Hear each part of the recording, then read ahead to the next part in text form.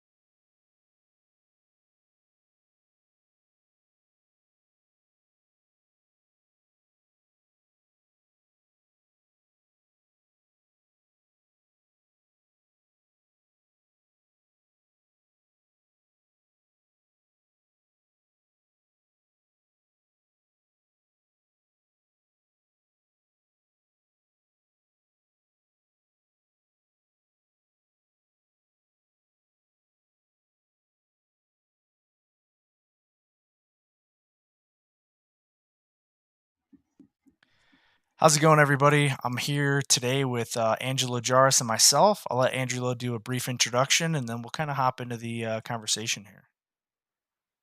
Hey everyone, Angelo Juris here.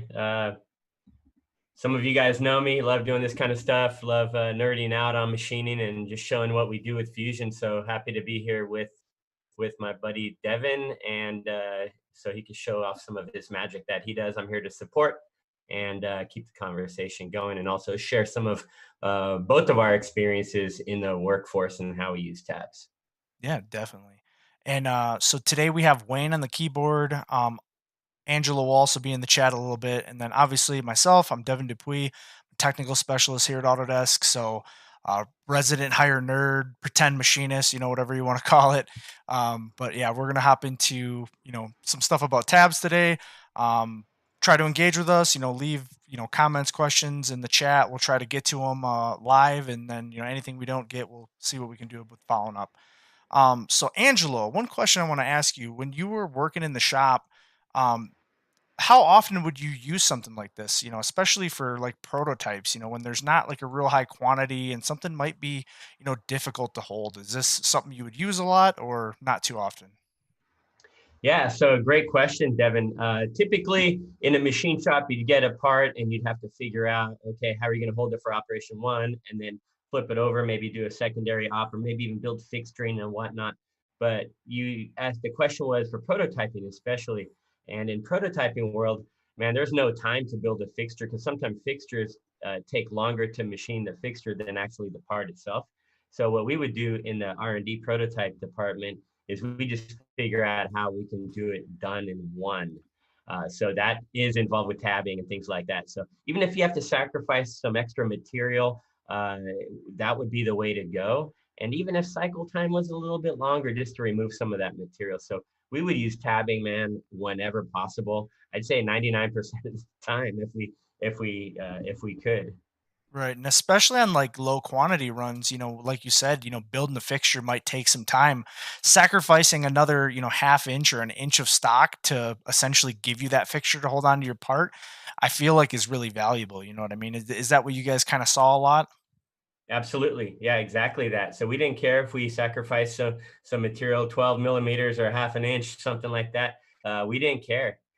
We just what was critical is to get a part on and off the machine as quickly as possible, and hopefully by end of day to have a finished prototype part. So sacrificing material was a small price to pay to get that type of finished product quickly. Right. And another thing I always hear people tell me is like, is tabbing just for 5 axis machines, or would you say you could utilize, other machines that, for this type of workflow? You can use it on any machine. It works great on even a standard 3 axis vertical machine, where you did a demo last week, and I've done it before. I had some pictures on my Instagram where you straddle a block of material across a couple of vices, and then you can do the work, and then you index 90 degrees or even 180 or something like that. So it's not only for 5 axis; it's for all types of machining. So it sounds like what you're telling me is like the sky's the limit here. I mean, we can really, and whatever you can think up and dream up and hold and not have vibration or chatter, you're telling me we could make hopefully a decent part. Dude, yeah, absolutely, man. Whatever you can dream up, and you'll be surprised some of the things you can do and hang a part off with the right vice. Man, dude, it's the way to go, and it's such a game changer once you start utilizing tabs, and you don't have to worry about making a fixture because, like we said already, sometimes making a fixture itself is more time consuming. And sometimes I see people they post stuff and they build a cool fixture, and I'm thinking yeah, that's a cool fixture, but you just spent a day or two making that fixture and then the material costs and time. And I've done in the past, even I'm guilty of it, where I make a cool fixture and never see the job again, and it just sits on the shelf collecting dust. And then sometimes I'd repurpose it, or after a year or two, clean out the shelves and just scrap it. So Right. just from experience, man, I try to avoid it if I can. Obviously, there's a time and a place where a fixture is necessary, especially in production runs and things like that. But for Yes, sir. prototyping, man, tabbing is the way to go. Just grab a piece of stock off the shelf, throw it on the machine. What we would do a lot of times is just start roughing and get the roughing going. And sometimes the roughing could take an hour or two, depending on the size of the part. And Hmm. we would just drop a quick roughing toolpath on it. And then while it's cutting at the machine, we'd go back to the programming room and continue programming it. So as the machine's cutting, we're just ahead of the curve, just a little bit ahead of the toolpath. So we're creating toolpath as a machine is roughing. So in a prototype environment, sometimes you gotta, man, it is common to get a model or a drawing at 9, 10 in the morning, and you'd have to have a part done same day. So we didn't have the luxury of building a fixture, man. You just got to slap it on the machine and start cutting right away. And tabs, man, that's where tabs come in all the time. Right. And And, ano- another thing I also see, so like I've used tabs a lot before, to finish parts, obviously, but sometimes I don't finish the part. I'll actually do the tab and I'll leave a lot of material on there because maybe I'm trying to save like a saw operation where it might be really difficult to cut underneath this part. And I mean, I can easily flip it over and hang on to it, but if I can, leave a nice hanger there and just kind of bust it off and be pretty much, semi-finished or ready for that finishing operation, I would do that a lot of times too, especially on larger parts that were, a little bit more complex. So I mean, was that the case for you? I mean, were you always finishing the part when you were tabbing it? Or I mean, it sounds like with this tabbing workflow, there's a little bit of, hand massaging that goes into, the end there with that final tab or, cleaning it up. And I always wanted to make the least amount of work for myself. And, to be honest, it wasn't always myself. So sometimes I guess I was a little bit selfish and I made the program a little bit easier when the guy who was deburring it was probably a little bit harder for him to deburr. Yeah, exactly. And we want to work smarter, not harder, right? And we want to get done quickly. So yeah, it wasn't always done in one. Sometimes there was a secondary op, and then there was a little bit of material left. And a lot of times we could just break it off and take it to the buffing wheel or the Scotch Brite wheel and remove what we need to remove.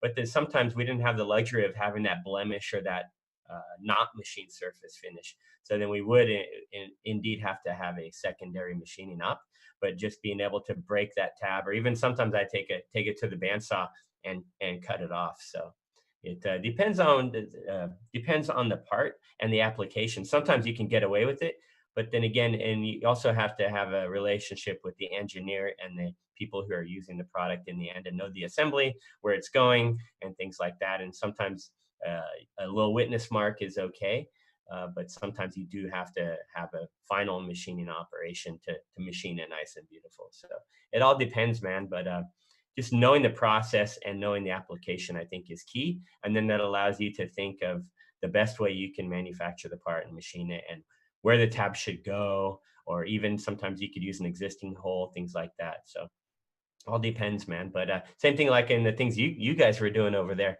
I see a lot of cool stuff that you guys did, and yeah, man, I think we're definitely on the same page, and a lot of folks out there, especially the machining community, man, we can all relate. So So like the last question before we hop into Fusion here, some of my like favorite tools, I guess, for cleaning up those, tabs.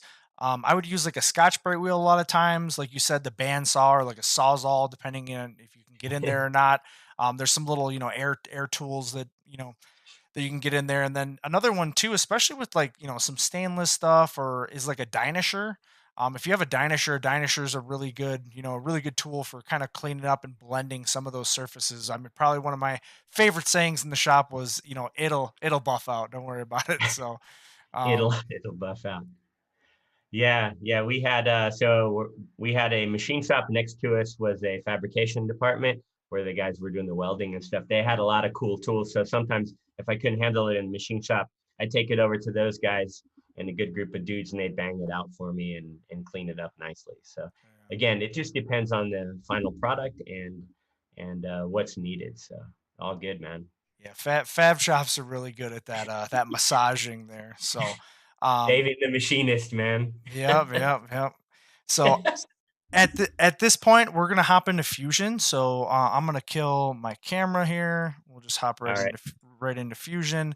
So in my first example here, Angelo, I got kind of a simpler, like just a 2D part, and really what I wanted to show was just some of the more kind of basic methods here. And I mean, this would be kind of a one and done thing. Certainly we could hold on to some of these flat surfaces here and flip it around, but like I said, this would be something we could easily just take over to the buffing wheel there and clean up the side here. So I'm going to walk through and set this up. So for my model, I'm just going to come over here and click and hold, grab this body here, turn on my fixture. And since I organized this so nicely as Rob Lockwood told me, we can grab my vise and my table here for my fixture. And then for my stock, we use this solid here. And then another thing, you guys probably seen me use before is I have this sync visibility on. So you see my stock body turned off there. Those settings are just located down here. So we can go over, we're just going to kind of rough this part out. We're not going to worry too much about the finishing. You guys should be pretty good on that. So I'm going to hop in here into 3D, grab this adaptive clearing. I've already made a boundary for this, and we'll get a little bit more into that on the second piece. So I'm just going to come here and for my tool orientation, a lot of times, a lot of people will make work planes and whatnot, but I don't know about you, Angelo. I just like to use something that kind of exists on the vise. What do you think? Oh yeah, yeah. If again, like I said earlier, we want to work smarter, not harder. So I try not to create more work for myself, and I try to use what's already there, and just take advantage of the geometry that's within the document that I'm working on. Yeah, right, right. And so here for this boundary, I mean, you probably did this a lot too. I just made a sketch and I select this sketch just in case, I want to modify or adjust this later. And then one thing to pay attention to, is this I want my tool inside my boundary. And really, this is all based on how you drew this. So I drew this and I kind of constrained it away from the vise a little bit here. The other thing to notice, and I'm just going to hit OK on this real quick, and we'll come back and finish this. When I went into my design here and I made this toolpath boundary, um, we can open this up. I'm going to turn it on and I'm just going to turn on show dimension. So we're not in the sketch, but we're looking at it. And one thing I did is I made a driven dimension here. So a lot of times what'll happen is I know that I'm going to use a 1/2 inch tool to rough this out. So I'll adjust this line a certain amount away from like my vise, and then I'll put a driven dimension here just projected to something, because we could also drive the placement of this because it's a very simple sketch. But this gives me at least a reference so I know, what I'm going to, go down here with. So in my case, because I have it set to this size, I would use like a 1/2 inch end mill to rough this part off. And then probably for doing the slot and the tabs, I would come in here with a 1/4 inch. So if we go back to the manufacturer here, we can look at how this is kind of set up and we see that here. The other thing I don't like to do is, especially here, because these get a little scary, these moves here, I'll obviously increase my clearance height or my retract height here. And what I'll do is I'll just say selection and I'll select my, a part on my vise. So now it is going to be a little bit longer of a tool path, obviously, because we'll have some higher lifts, but it'll be definitely safer. And when we're, watching the machine, we won't be as tense on that feed hold button. What do you think, Angelo? Yeah, tense on the feed hold button. I love the Yeah. way you worded that, man. I mean, my feed hold game is on point. I've had one or two accidents in the past, but we'll just pretend like those didn't happen. And so one of the other things I do here, and a lot of times, especially on a part like this, I'm just going to set my height, and we can set it to model bottom. But a lot of times, I'll just drag this, and I'm going to go a little bit past the center here, and then for the other side, because I would just do half and half. Obviously, because I'd want some definition for this if we were actually going to finish it. But I duplicate this, and because I made all my selections here correctly, I can just come over here and just hit reverse toolpath. And what do we got here? Oh, my retract height. So that's one thing that I could have set up a little bit better, because I did have another selection with this. But um, now we flip that around and we have both of those sides kind of roughing out. And once that's done, and we get a little visualization of this when we simulate it, we'll go into how I'd cut this off. So let's take a look. So simulate here, we can see we're coming down, we're retracting away from the vise. We don't have any collisions um, right now, but coming in here. And the reason I kind of left this hanger on the bottom, Angelo, you wouldn't want to make this thin, right? How would that sound if we made this real thin, cut down to the bottom? Oh man, that would sound like you're trying to cut sheet metal or Yeah, it would. aluminum foil. It'd be rattling and chattering like heck. Yeah, It'd sound terrible. So yeah, one of the tricks I did there is I left it meaty enough to come in from the other side here, so we can come in and finish roughing this out, and we won't have kind of avoid that nasty hanger sound when we're cutting that. yeah. Definitely don't want to cut that thin stuff there. So it's good to leave some material, leave it stiffer, and then come in with that adaptive strategy. Right. And then, so what I'll do here, there's a bunch of things that we can do to do this. I'm going to go through kind of the most basic one and the one that I used a lot. So I would come in here and say 2D contour. And now I was a little bit spoiled. I did work on like fairly nice machines. And one of the things that would keep this finish fairly nice is having like a high pressure coolant kind of evacuating those chips. Because especially if we're double cutting chips here, and we'll get into this a little bit more on the other example, we're going to have kind of a bad finish. Is that something you're familiar with, Angelo? Oh yeah, absolutely, man. Absolutely. Pretty bad, right? So I'm gonna come in here, Autodesk demos. We'll grab a flat little end mill here, and we could make a point and drive this off of it. But again, like I said, my goal here is just to make the least amount of stuff as possible. So I'm gonna go to geometry, tool orientation. I'm gonna pick this face, and we could use probably a slit saw or something to do this from the top. But with the reach here and maybe how the thickness of this, that might not be an option. And certainly, using the least amount of tools here is good, especially in prototyping. So having the right tool for the job is always good, Angelo. But I'm sure you've done this many a times where didn't have the right tool, and to get it done, we just had to use something else. Yeah, yeah, we want to use what we have. Again, in the prototype environment, you're working quickly, so sometimes we don't have the luxury of using or of ordering and having the exact tool. So then we do learn to use what we have on hand, and sometimes there is a little bit of a fudge factor where you just fudge it. Right, right. And one of the things I do here to kind of get this off is on this tangential extension distance, I'd probably put in maybe like zero point 0.3 or maybe even zero point 0.5 here if I was feeling a little ambitious. But the big thing here is the linking and then the heights page. So my big thing here is I would turn on this ramp, and I'm gonna be climb cutting back and forth. And we'll get into this a little bit more on the other example, but this is kind of the simplest way here, especially if this isn't like a real um nice need to be a real nice surface. We could easily kind of clean this up, but definitely, getting the right amount of coolant in there to spray those chips out of there will leave this surface as good as it can be for this situation. So in this ramp, depending on the machine and how aggressive your tool holder is and your fixture and everything, this ramp angle, we could set to 1, we could set to 3 if we want to be pretty aggressive. We'll just put it to 1. The other one is this ramp clearance height. I usually make this as small as I can, so maybe 20 or 50. For our height here, we are starting from the kind of the top height, which is our stock top here. So 20 thou should be enough clearance for that. And then what I'm going to do for my bottom height is we can set this to model bottom here, and then I'm gonna use this as my math. So if we go to the side here, and this is always kind of the tricky part. Angelo, do you want to make this hanger super thick so it takes a little bit hard? It's a little bit harder to clean up. Do you want to make this really thin so it breaks off and it only takes 5-10 seconds to clean up on the buffing wheel?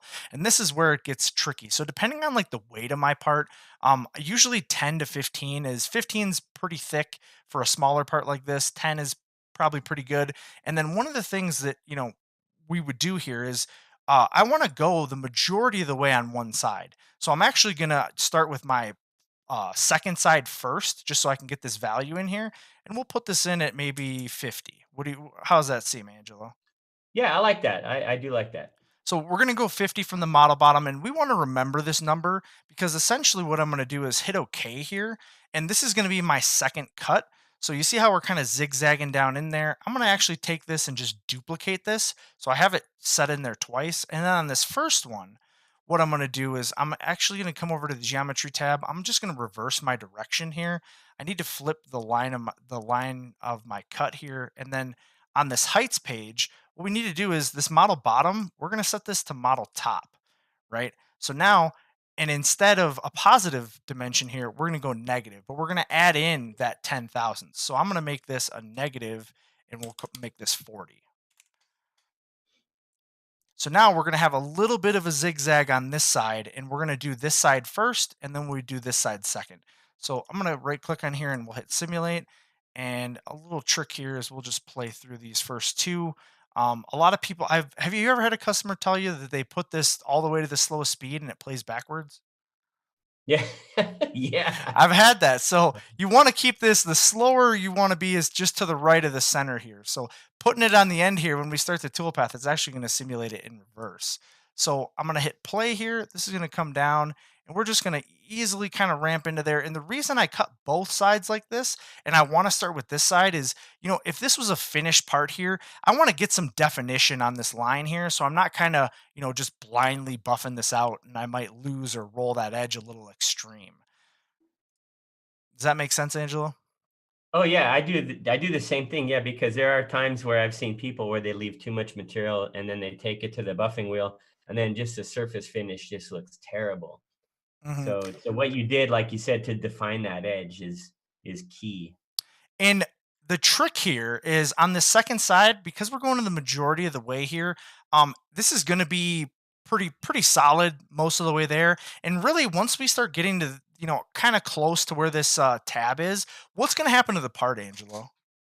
It's going to pull away from the end mill. It's going to drop a little bit. So it's funny you mentioned that because I was going to bring that up, that you need to be aware of when you do taps, that you think of as the part when gravity takes effect and the part moves. Is it going to pinch on the end mill, or is it going to increase the width of that slot technically that the end mill is in? So you don't want Right. it like falling into the end mill. You want it falling away from the end mill. Right, and it always looks good on Instagram, to grab the part and give it a little flick, but you gotta remember, you're machining it and the part has that same stability, so Exactly. you always gotta keep in mind what you're doing there. So, in this case, obviously, we would just bust this off, obviously, we didn't finish the part or anything like that, but, pretty good tab situation here, and let's move on to something a little bit more, difficult, a part like this. Um, Now I didn't make any boundaries because a lot of times what'll happen here is when we go to machine the bottom of this, we're gonna have some issues with this boundary, aren't we, Angelo? Oh yeah, absolutely. Unless we know what we're doing. So one of the things I'm gonna do here is you guys see I made this toolpath data here, and this is just where I like to dump all my sketches just so everything's kind of clean. I'm gonna activate this so now when I create this sketch on whatever plane, we can capture the position there. It's gonna dump that sketch just in here, so I can keep track of it and see all kind of the boundaries or the toolpath data that I've made. So one of the things also you'll notice is if I turn off all my models. Remember I selected that face, Angelo? There's nothing on here, right? Hmm.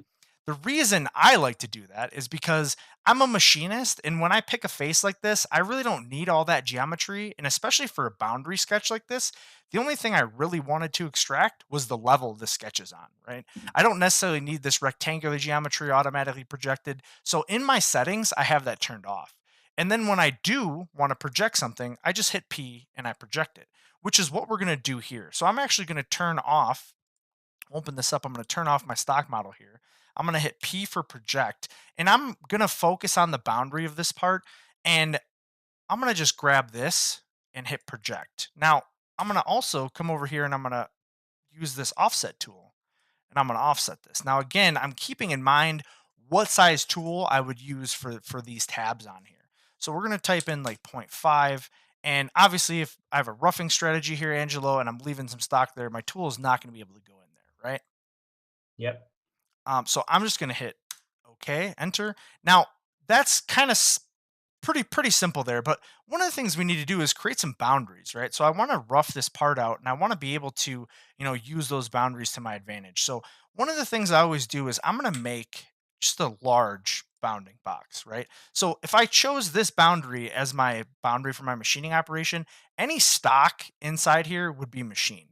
The other issue here though is I do have a vise that I'm representing here. So what I want to do is create another kind of rectangle here in this area, and we could even delete this face right here, and we could extend these lines to this curve or whatever. But a lot of times, is this something you would do too, Angelo? He might have had to step away for a second.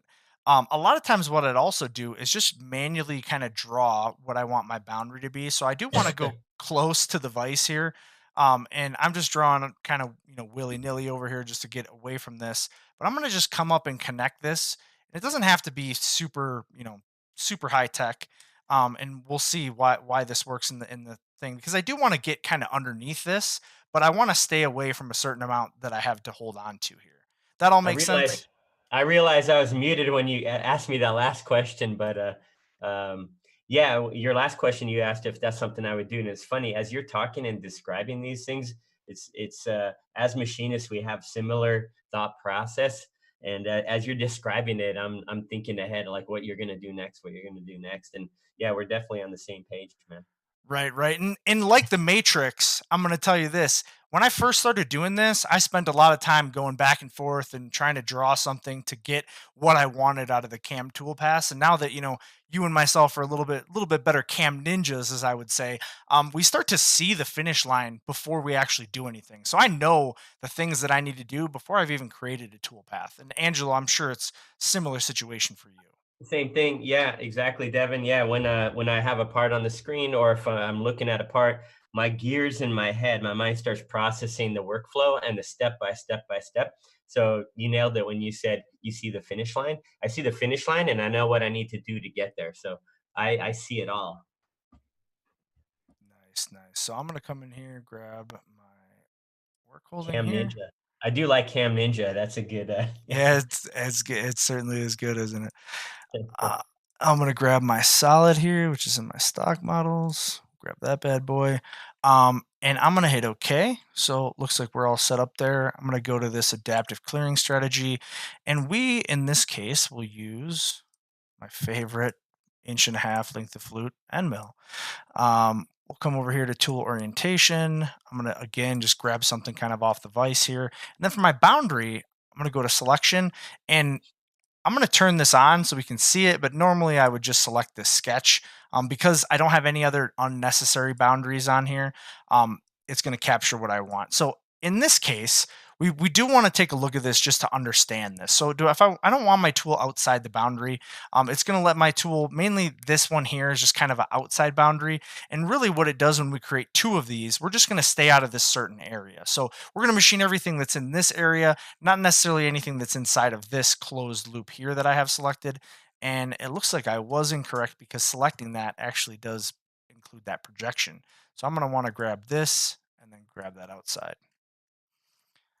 And then here, what we're going to want to do is keep the tool inside the boundary. So we're going to basically be attacking the stock here, and we want to keep the tool inside of the boundaries that we have set. And because we're leaving a certain amount on, I have a pretty good idea here of what this is going to do. Um, let's see, top 1.5 inches. I'm not sure what our bottom is, but we'll drag this just to here and hit OK. And then I'm going to turn off this hideous sketch and we'll let this generate. I always like to try to stay as neat and tidy as I can here, but Yeah, I hear you, man. I'm sure we've all done those nasty messes where we just open one up and we're just like, oh my goodness, I wish I didn't create this so terrible, or that I've had like 30 sketches before and had to just go through and turn them on. Nope, that's not the one. Yeah, You know, yeah, we do that sometimes. Things just get out of hand, or you're just working so quickly that sometimes good housekeeping goes out the window. It all depends, man. It all depends. certainly. And then I just duplicated that while it's generating, and I'm gonna put this just over to here and we'll hit OK.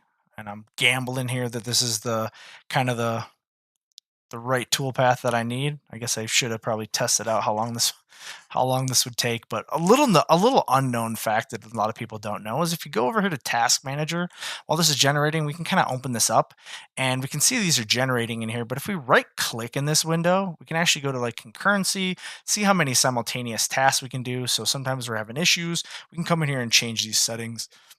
And also, if I'm trying to like troubleshoot something or I want to see if something failed, I'll uncheck this auto remove just so I can see everything, when it was generated and whatnot. Is that something you do, Angelo? I do actually. Yeah, it's super helpful sometimes when you can just take a look and get a look behind the curtain to see what's actually happening. hmm And this looks pretty unique, right? Oh yeah. Does that look like what we want? Do you think we're staying away from the vice by our specified amount there? So there's a little bit of a delay with what I'm seeing on the screen with to our chat. Oh, right. I'm on Yep. Zoom, and I have the YouTube muted. So what we say, and I don't see the screen until about 15 seconds later. Got it. No And so there's worries. a slight delay. So yeah, it looks like we're probably seeing it now. So we can simulate. I'm going to simulate just this side while the other one's generating. We can take a look at it. Uh, so I'm going to hit play here, and we can see that this is going around again. I probably want to be a little careful of what my retracts are if we're coming into the stock here, and it looks like we're staying pretty clean to that. We could also give this dimension to stay away from our sketch. So maybe we made our sketch and we don't necessarily need to go in there and redo it, right, Angelo? Yeah. We'd give it just a little bit more leeway, or maybe a little bit less in some cases. So Mm-hmm. this For is sure, going man. through there. It looks like we're roughing that out pretty good. Obviously, we're um, staying outside of my boundary there, going around the part. Looks like we had some hanger material there, and the other one's generated also. So I'm going to actually simulate both of these, and then we can start working on this tab. So I'm going to hit play here. Yeah. I see a bunch of collisions, so probably want to take a look at that. And as I say that, you say collision. So There's a little bit of a delay on my end. Oh, no, no, no worries, no worries. It's just because my tool's not long enough. So one of the things we might have wanted to do in the beginning was, Oh, and this might also be a little unknown fact. I just don't have enough shaft here, and maybe I was going to program this the right way anyway. So we could say detect tool length, and this is actually going to generate, and then it's going to lengthen what our stick out is. Is that something you would use a lot, Angelo? super helpful tool, man. Yeah, sometimes again, we just take what we have and slap it in there, run a simulation, and have Fusion tell us determine or detect the tool length that we need. And that's a super helpful tool. Absolutely. Right, because when you go to the machine, I mean, you're gonna hang it out however long it needs to, right? You're not just gonna just fire it Yeah, off. So I know a lot of times I just grab a regular 1 inch end mill and just hit detect tool length, and then that'll update me and give me the number that I need. So um, while this is generating, we can definitely take a look at this part. I mean, is this something you would tackle a lot with real thin parts, especially on like prototypes? as far as what the workflow or the strategy? Yeah, as far as the workflow or the strategy, one of the questions I might have, you see this bottom floor. I know you're not looking at it right now, but you know that thin bottom floor we were looking at. Yeah. What would be a good way to finish that floor and get a decent finish on it, especially when we're thin? How's that going to sound? It'd be kind of tough to finish, right, with a traditional Mm, that will pocketing path. Yeah, okay, now I'm seeing the video, yeah, after the chat. Yeah, so it depends on the size of the tool. Sometimes going to a smaller tool, sometimes slowing down the RPMs actually helps, believe it or not. It or bull nose sometimes helps. It all depends on the geometry and the shape of the part, and what material is there, what material still needs to be removed. But if I'm understanding right, it looks like you have that bottom floor Yeah. uh, highlighted there. And so one of the things that I've done in the past, obviously, when you're trying to minimize your tool pressure, switching to a ball mill, even on like a flat floor like this, I know is something I've done. Had some real thin, like 40 thousandths floors before that had to get surfaced, and they were just a nightmare trying to get a half-inch flat tool in there without trying to pull it up. Because I mean, at that point, it's basically like tinfoil. You know what I mean? Got it. Yeah, yeah, yeah. Now I understand your question better now that I'm seeing it. Yeah, Right. so even like an adaptive strategy where the Yes. constant engagement, because then you're not getting that load. Like if you're doing a legacy style pocketing Hmm. operation, when it plunges into the corners, it's taken more than a certain amount. So yeah, like the ball mill is a good example of keeping the load on it consistent, and then Yeah. adapting well, or like a parallel or something like that, scallop. Those all, again, it does sometimes come down to an experimentation, but then also from an experience where you say, oh man, I remember I had this exact same scenario last time and this is what worked. Mhm. And sometimes if it does take a longer, if it's a longer cycle time, who cares as long as you get a good surface finish. Right, right. Yeah, and a lot of times too, I see in the chat they're talking about some plugs and whatnot. A plug is great when we're trying to machine the backside of this, but if I'm trying to machine the bottom of this and it's hollow on this other side, or not hollow but thin, like Angela was saying, my preferred method would be an adaptive and just take a kind of a lighter step over. That way, we'll get a real consistent. Tool pressure, because essentially when you have just a kind of a fin up in the air like that, and you're using the whole diameter of your end mill, by the nature of that tool and the flutes, it wants to pull the part up. And that's Mhm. what causes that chatter, those little kiss marks in there when it comes up and just kisses the bottom of the end mill. Is just your part stability, your fixture, and I mean obviously all of this stuff goes into when we're manufacturing a part. I I'm not going to say that I'm perfect. Obviously, when we're machining parts, Angelo, some people don't understand. I talked to my dad. He's like, "Oh, you just push the button and it makes the part," and it doesn't really work like that. Obviously, when we're making a part, we're developing a process to make a part, and a lot of times on these thin parts, I know I've made parts like this before, and I've failed. You know what I mean? I'm not perfect. I've had to try to make it a different way or hold it a different way. I mean, what are your kind of thoughts and experience with that? Same thing, man. A lot of times we do things a certain way, a certain way, a certain way, and I kind of touched on this on live stream uh, last week. Actually, the question came up, about metallurgy and how the material reacts and how materials move after you remove material and after you cut away, and then those internal stresses that are built into the material, things get relieved, and then the part moves, and it wants to be like a potato chip, and or in the UK, is it called a crisp? Uh, Yep, yep. so yeah, the part does move on you. So you need to be aware of all those things. And again, that's based on the geometry and the material you're using and what the shape of the part is. So you get all kinds of different behaviors of the material. And the more experience you have, then you develop these strategies to tackle those things. I like to think of it, like as a chef. They can just hear the sizzle and they can tell you if it's the right temperature or not. So a machinist, we use our ears. We can hear things, and you just gain experience the more you do it, and we could hear things and tell, is it right or wrong. So man, I know I probably went off on a tangent on that question, but yeah, Devin, that's kind Oh, of no all worries. those thoughts, dude, are just going through my mind as I'm machining the part. Yeah, I mean, in some of the things that I've even thought about before, as a machinist, I like to keep my bucket half full, right? So I've had it before where I've been kind of the new guy or the apprentice and tried to tell somebody, "Hey, what if you did it that way?" And they're like, "Oh, whatever, kid," And I've had the same thing happen to me where a pretty new guys came up to me when I was making a part and said, "Hey, why don't you just do it that way?" And immediately I kind of think like, "Oh, that way's kind of stupid, or that wouldn't be the right way that would work."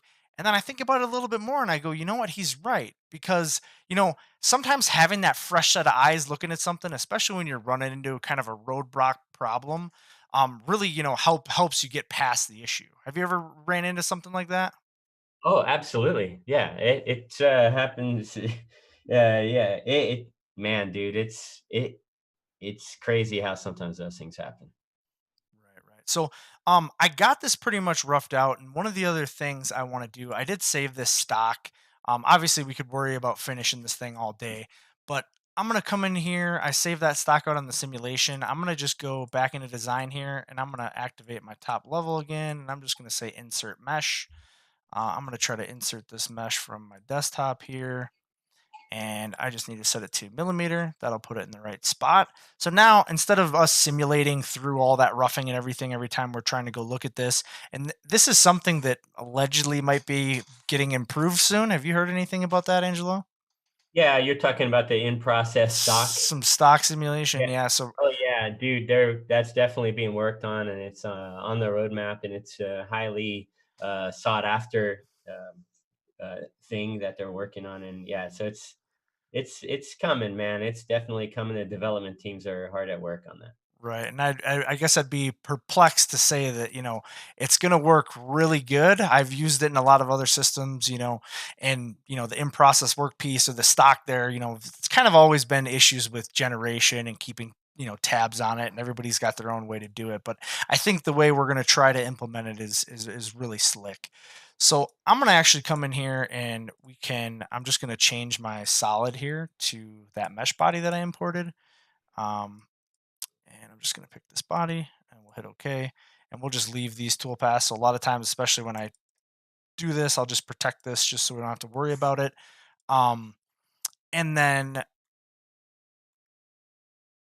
so with the tabs here, one of the methods I used to use a lot, Angelo, and probably a little bit more focused now on like sketches, is the tangential extension distance, especially for something like this. It would just for me it would be trial and error. I would give it just kind of a start and an end distance here, and try to do that a couple times to make a toolpath like this. So I'm gonna kind of show that real quick because I mean it's probably not the best way for a part like this, but it might open up some eyes of how to make a similar selection. So I'm Oh gonna yeah. I'm gonna hold down Alt, hold this outside. So we see we have our contour selected here. I would be doing kind of the same thing, and in this case, let's go down to the.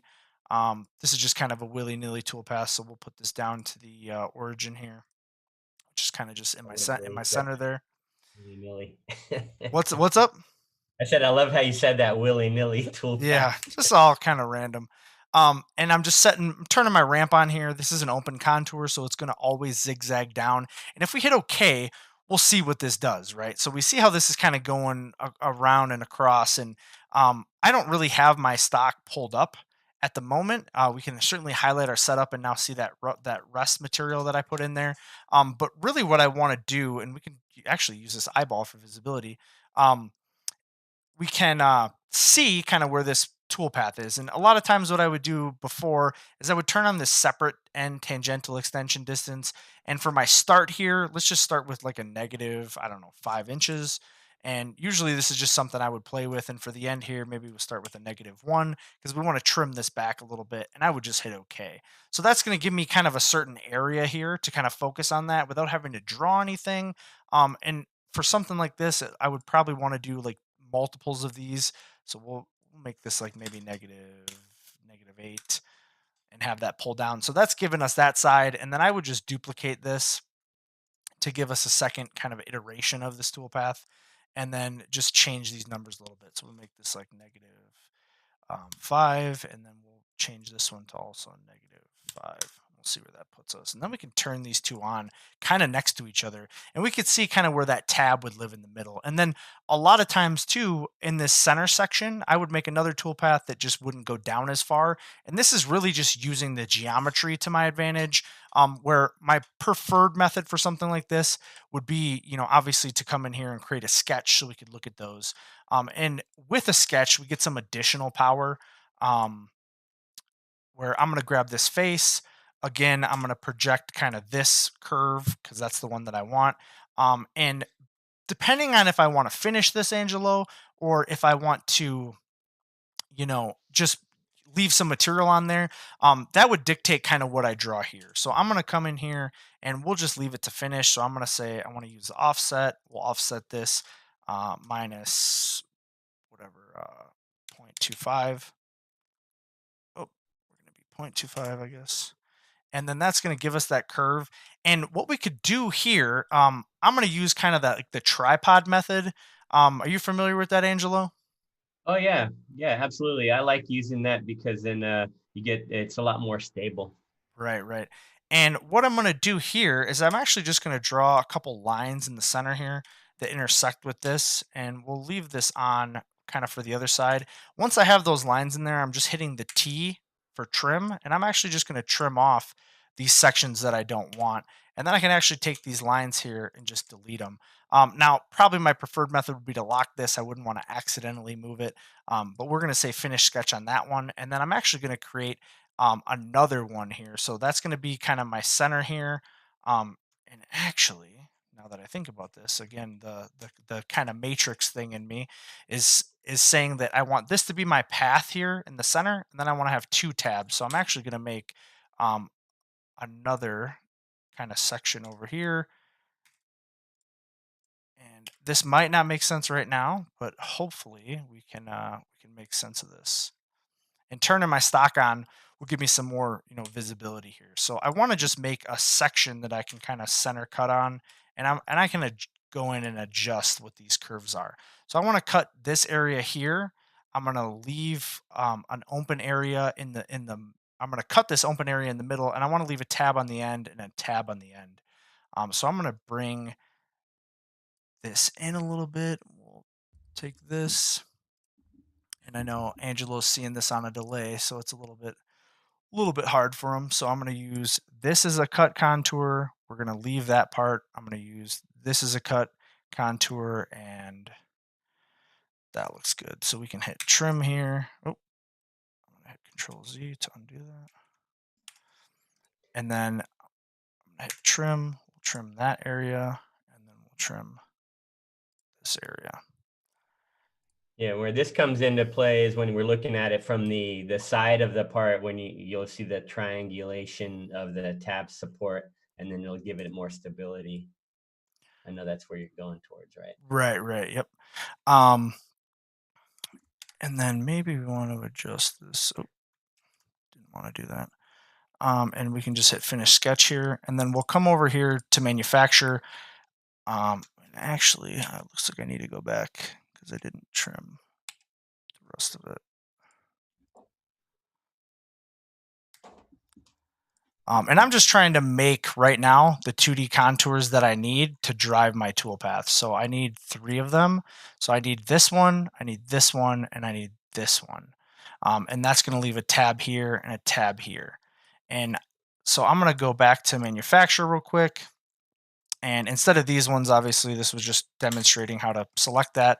We'll come in here to 2D contour, go to my geometry, go to tool orientation, grab this face. And then what I'm going to do is I'm going to pick this contour, and this contour. I am going to set this passes tab. I'm going to set this to off, which is essentially going to give us like a trace toolpath. And then for my tangential extension here, I want this to kind of end where the tool is going to end. So I'm going to put in a negative 0.25, which will trim off 250 of each one of those corners. And for our linking here, we want to go use the ramp, and we can leave it at 2, and we'll bring this down as far as we can go. So let's go to the heights page, and we're going to go to model bottom, and we can drag this up a little bit and just hit OK. So that's doing those passes there, and it looks like we might have forgot one of the contours, or one of the contours is actually too small. So let's make this. And that's the beauty about Fusion. We can go in here and extend this. Made a mistake here, so we'll go edit. Oh, that's not the one. And yeah, I mean, have you ever kind of made a mistake programming Angelo and had to go back and forth and kind of fight something? Oh yeah, all the time. I mean, like you said early on, that we make mistakes too, and it's trial and error. And it's like anything, the more you do it, you get better at it. But still, there's times where we make a mistake and things happen, and that's why we go back and forth. And it's not just a press one button solves all problems. Depending on the problem or the approach, you sometimes need to go back and hit it a few times to get the desired results. So, yeah, Right. absolutely, Devin. All right. So I'm just going to uh, just feel like I totally messed this up now. I'm going to put this on just another sketch level here, and we can grab that face.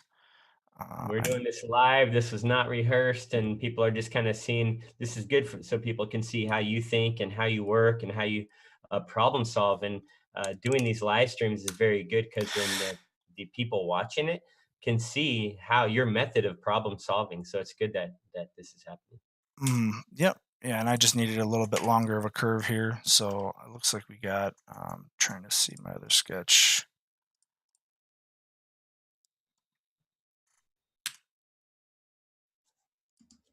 And we can have that. And I'm going to trim this and this. Finish sketch. Go back into manufacture. And then for that toolpath here, I want to have another extended line. So we'll say 3 chains. Let's grab this one, this one. And then I totally just got a little nervous here and forgot where I put that sketch. So let's go back. And this is in sketch 2. Trim this off right here. Go back to manufacture, and oh, that's why it wasn't on.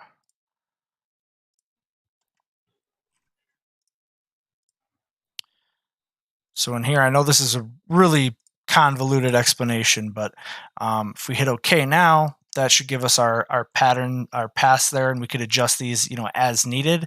And when we simulate this, we can hit simulate, and this is going to kind of ramp down to that material. We'll turn these dirty sketches off, and you can see this is coming down in there.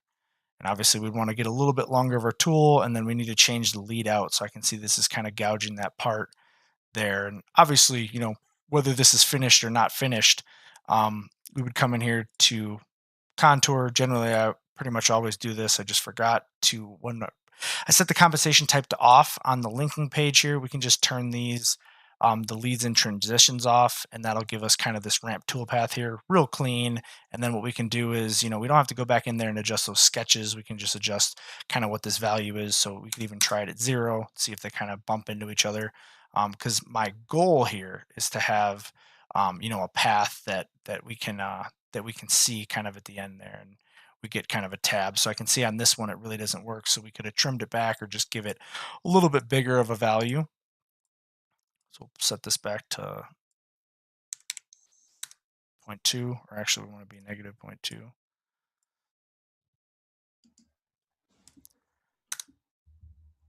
And there we go. So simulate. And the goal here is obviously to finish this top portion of it. And on the backside, what we want to do is we want to leave a single tab on the backside. So I have my two tabs here, and then what I want to do is face down from the top and leave a tab on that other side. So the other side's a little bit simpler to do. I'm going to pop back into design here, say create sketch. I'm going to create it just on this face. We'll use that same P for project, and we can offset this by like this amount here by 0.25. And then what I need to do is just create a tab in the center, and I need to cut down on both of those opposite sides. So I'm just going to make kind of a short line here and a short line here. I'm going to get rid of this right here. So I'm going to hit T for trim, because this is the area I don't want to cut. And then we can I'm just using these cross lines to trim this. And T for trim, trim that one off and trim that one off, and then we'll use these two as our toolpath. So the second side went a little bit smoother. Certainly could model this in there too. Have you ever done that, Angelo? Yeah, modeling the tabs is something that I do quite often. What you were showing here is a very quick and easy way to do it where you don't need to really model in the tabs.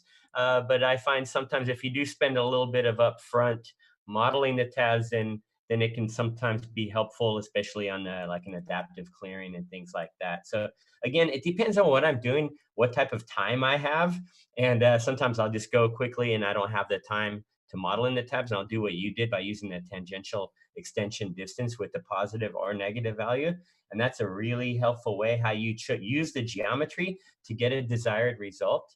And you didn't have to really create anything special. So the cam side of Fusion, by manipulating the cam side of Fusion, the tools you have, you're able to get that. And then, yeah, if you look at it from the right side view there, Mhm. again, a little bit of a delay with what I'm saying. Yeah. Then you could see how rigid it is, rather than having those tabs on the same plane. Then the part is really flimsy. And Ayal had a question, which with in regards to how did you select the orientation of the part? I think I'm getting that right, Ayal. Is if we rotate the part 90 degrees to the vise, where do we come up with what's up and what's down and what's the side? And for me, I just kind of look at the geometry and seeing what sides I can machine with the tool, and then what side I can sacrifice by having a tab that I can do a secondary op or even just buff it out. So I hope that answers your question from my end, AL. But Devin, I'll let you talk about how you come up with what's up and what's down and what's sideways on that on when you locate the part in the vise. Mhm. Yeah, I mean, I guess it really just all depends on the setup. I mean, a lot of times for parts like this is, as I'm sure you know, you're picking up like just a rough size block and it's kind of the first operation. But sometimes, like in the past before, we've had to send parts to heat treat, and they come back and we have a reference hole or something that we're picking up off of. So depending on what features live or already exist there, we would go through and then and kind of do that. Um, so I mean, I guess it's all up to the user. Certainly, as I tell customers, my way is just a way. It might not be the best way. The best way for you is whatever works for you. Obviously the easiest and can wrap your head around it. Because I could certainly talk all day and give you some convoluted answer about the way that I do it or whatever. But if you can't wrap your head around it, Angela, as I'm sure whatever way works for you is going to be the best way. Exactly. And it does come down to, everyone has their own unique way of doing things. We all think differently. But at the end of the day, we need to make a part. So it's like giving someone directions. Hey, how do I get from point A to point B? Well, there's different ways to get there. And same with machining, man. And the more you do things, you kind of develop a natural strategy of how you process things, and then things that work for you. And then based on the shop you're in or the materials you work on or the equipment that you have or the work holding, the tools, it all comes down. There's so many factors that take that cause you to go a certain direction. And Al, I see another question from you. For example, if you had the flat part as the bottom, would the tabs not be much simpler to create? Now, the flat Mm. part being like I think he's touching the talking the device. orientation of the part. So like the Yeah, flat yeah, he's basically saying how did I pick this orientation to make this. So right, um right. yeah, I mean you could try to do this. Obviously this is a fairly prismatic part. Our goal here was like kind of a one and done thing and this was literally something I just kind of randomly drew up beforehand. But yeah, I mean you could certainly hold on to this, make a set of soft jaws, but maybe the customer wants one of these, maybe I don't have soft jaws and maybe I have this material sitting around. It's really up to you. Would I do it like this if it was for 1,000 pieces? Absolutely not. But really the quantity, what material I have, will kind of dictate what this setup is. And the nice thing about Fusion here is the way that I have this model positioned in there, we can go through and adjust this size or whatever. Obviously with some limitations, but we could rotate it a little bit, adjust it, and even with my boundary that's projected from there, those boundaries would update if we move this part around, right? Hmm. So, Exactly.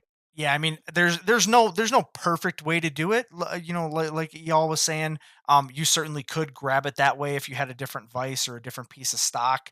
But this could have been something that had the corners hacked out of it and just fit the part. So in that case, I would just model up the stock and fire it in there. And especially for a low quantity like this, I'd much rather do that than try to go look for some soft jaws, especially with a part this length. This isn't going to be a standard just 6 inch by 1 inch set of soft jaws for a Kurt vise. We'd probably have to get a little bit more involved to make something there. Yeah, yeah. And then also, if we were looking at it from the right side view in the view cube, and if you were to rotate the part 90 degrees in the vise, then if you were to tab that flat face, Mm, it would definitely give us some issues with making that flat face smooth. right. So we can hop back into the cameras here in the Zoom, Okay. and we can wrap this up here. So